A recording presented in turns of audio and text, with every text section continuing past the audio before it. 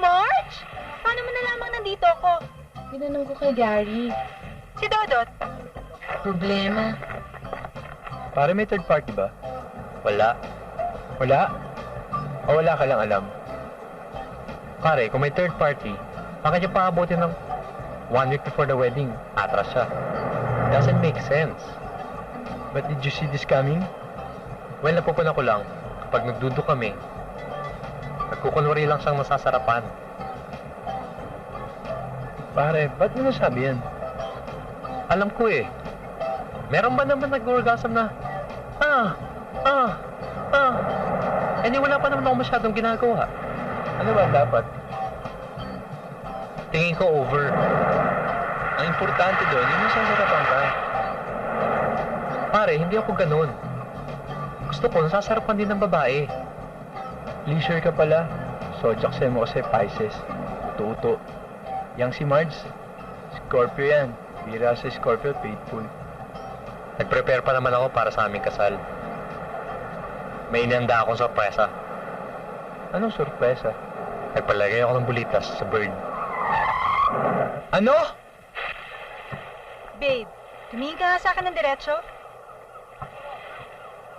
Seryoso ako, Shane. Punyeta ka, Marge.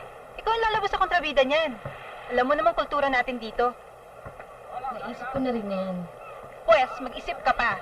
Pag umatras ka sa kasal nyo, kakarmahin ka. Eh, ano bang karma dito? Hindi ka na makakapag-asawa. Ever. At kapag nakapag-asawa ka ng iba, pihado ko. Wife beater. But I have to be true to myself. Pagod na akong mameke. Mula na mag-shota kami ni Dodo at lahat na finake ko. Kunwari pag nag-date kami, excited ako.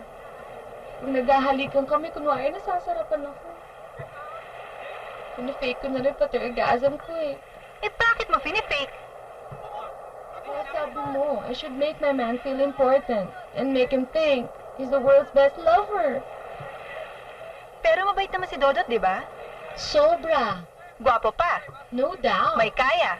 Oo naman. Responsable. Wala akong At masabi. matalino. Come on.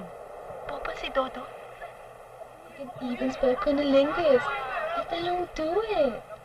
Yeah.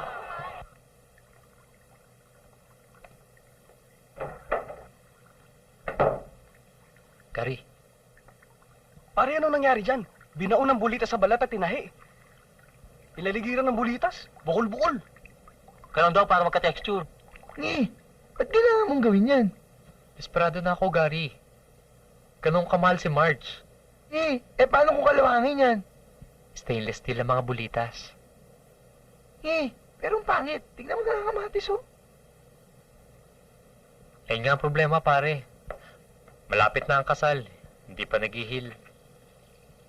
Masakit kapag erected. Nitong past week, kapag nagyaya si Marge, hindi ko siya napagbibigyan. Idea niya ba yan? Hindi. Surprise nga, gago. Ano?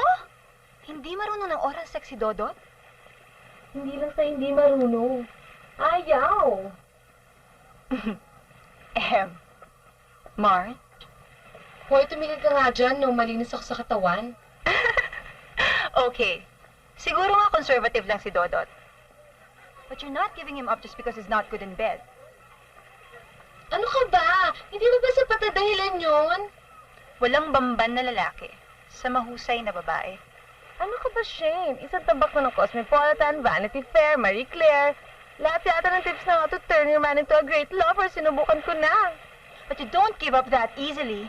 3 taon na rin kayo. Hindi mo pwedeng sayangin ng 3 taon ng gano'n na lang. Tapatin mo nga ako. Ano ba talaga?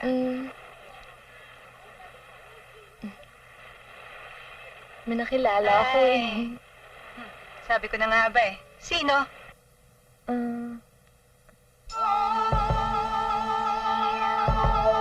At sino naman yung boylet na nakilala mo?